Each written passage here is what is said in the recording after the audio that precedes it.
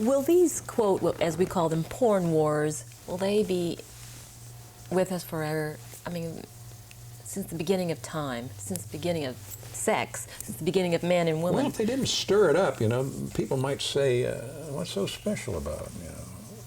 You know, I wouldn't be a bit surprised that they're keeping the pot boiling.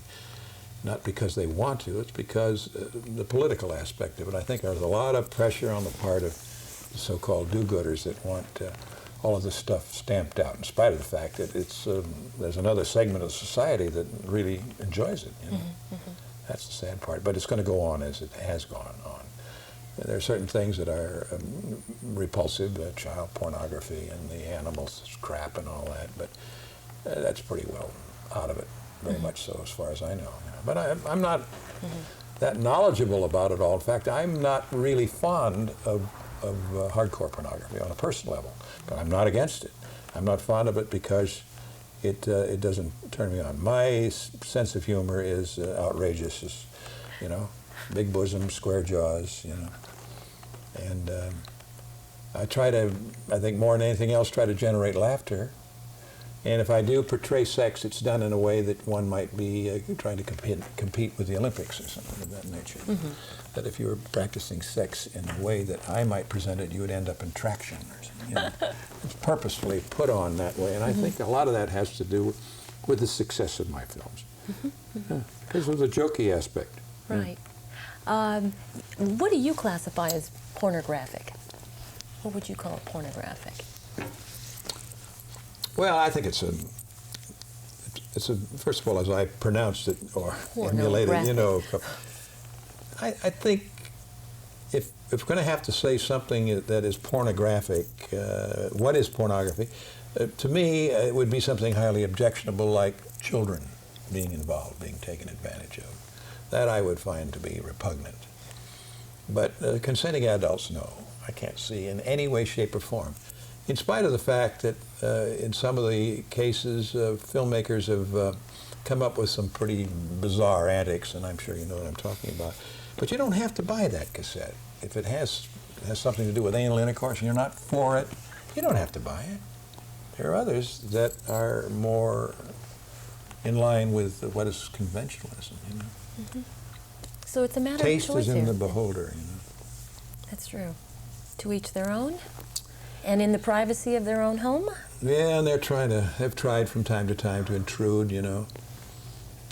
But it's not limited. Look, for example, this Wilmon, the guy that got after Crucifixion of Christ, the picture that Scorsese made, Scorsese, you know. And it did make some, he has enough power, you know, to exercise a kind of a boycott.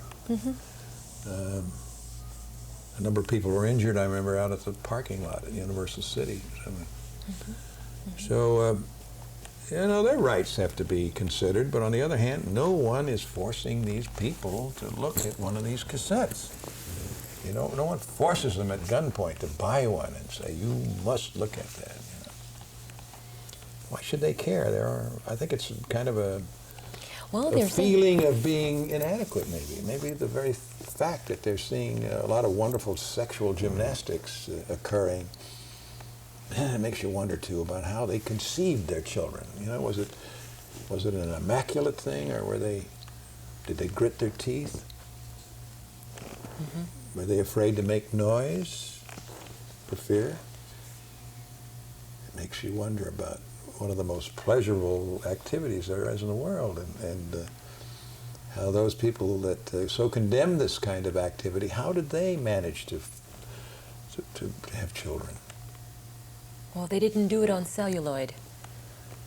Yeah, but even so, you know, the whole business of having a great sexual encounter, as far as I'm concerned, is a lot of noise, a lot of gestures, a lot of activity, a lot of experimentation, and so forth. It's not Con the Sneak from Battle Creek. That's the way it's really nuzzling around. Anyway, I don't know, but that would make a good kind of thing for Wallace to interview some of these people and ask them some terribly embarrassing, most intimate questions as to their own personal tastes in copulation and things of that nature. Yeah. food for thought. Food for thought. How about the new rating, NC-17? Do you think it'll work? Is it a disguise for an X? I think any of that stuff, once the public becomes, they accept it, then it's okay. At first, when I thought NC-17, it was like some kind of a bit of lettering on the wingtip of an old Jenny, I think NC was one of the original sets of letters that indicated that you were a private flyer or something.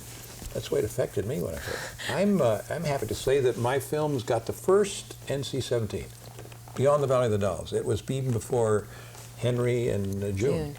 That's what Variety said. I'm very pleased.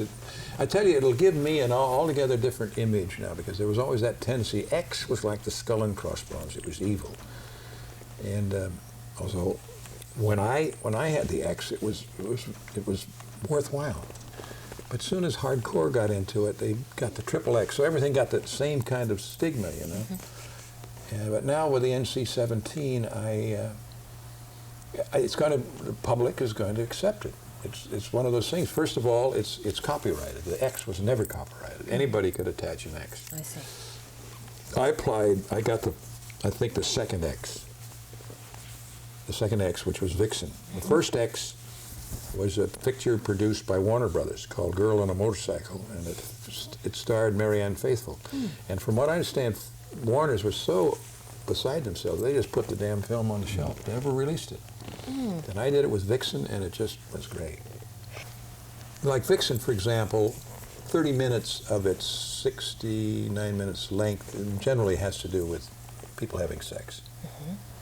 It's an overabundance of sexual material.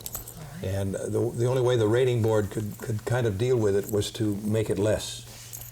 So they said, if you cut out, which they did, if you cut out 11 minutes out of Vixen, we'll give you an R. See? In spite of what anyone says, they're censors. It's an economic censorship. I tried it after I'd played it as an X for years. We put it out as an R, and it died.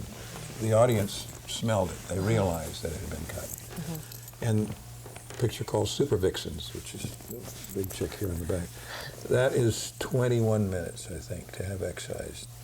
To get an R today now, see? I'm applying now for NC-17s for all these, with no cuts. There'll be no cuts involved. And how successful do you think you'll be? No problem. They will give them to me. It's a matter of just giving them, I've submitted my material, and they take the films and for some reason look at them. There's even some thought that, or something has been talked about, as even the hardcore people may be submitting some of their films for an NC-17. Unless, they're afraid now to come up with any kind of guideline. I can't, no, they've asked for my films to make sure that they are exactly 71 minutes long or 94 minutes. Now, what are they looking for? Maybe I'm slipping something in there. Then what category do they have? The X is no longer a category, is it? There's no longer an X, to my knowledge. So that's puzzling. But it's an economic. Well, it became, the reason it happened was not because of the goodness of Mr. Valenti's heart, by any means, because he was stoic about this whole thing of trying to hold it off. It's because one of their greatest contributors, money-wise, was Universal Pictures. They had a film that cost several $1 million, and to give it an X was like, forget it time. He wouldn't make a buck on that thing. So they came up. Otherwise, if an independent appealed, and there were a number of sexually oriented pictures that were all, by and large, rejected and were given an X, or people would release them with no rating whatsoever. And now you come out with some respectability. So no children under 17 years of age. So in answer to your question, frankly, it's a convenience for the majors. And I'm going to benefit from it. Actually, you're pretty happy. Yeah. Sure. What the heck? Call it what you want. See, where it's good is that now I can put it, because I heretofore have used X on my cassette boxes, and sometimes there's a store that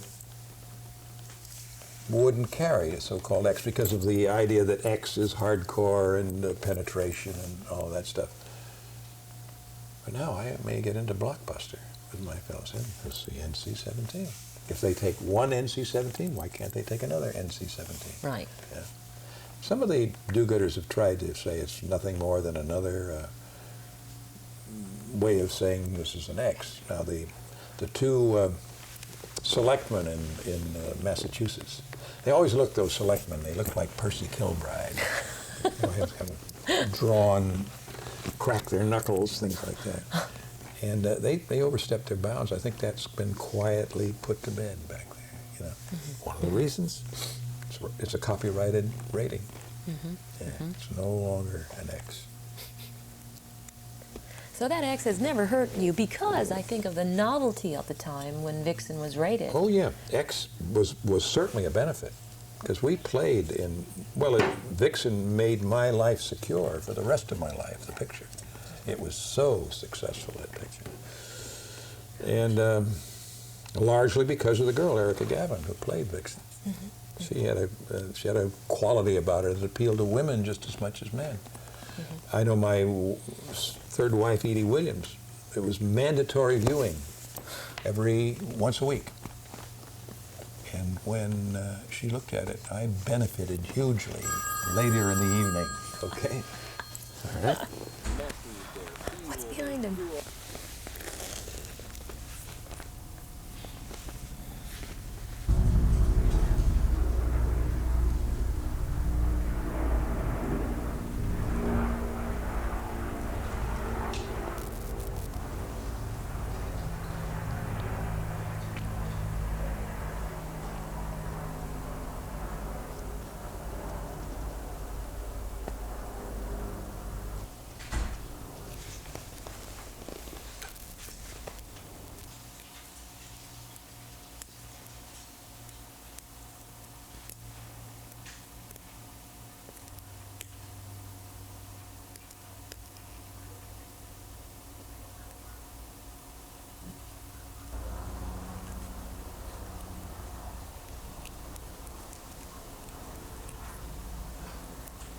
Hope we got a few minutes.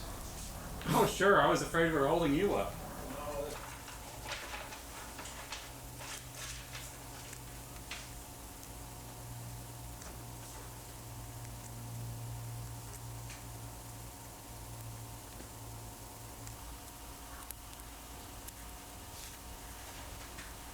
Very good.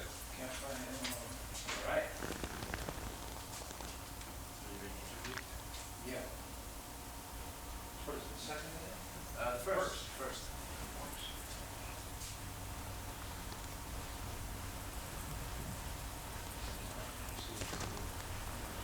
Robert.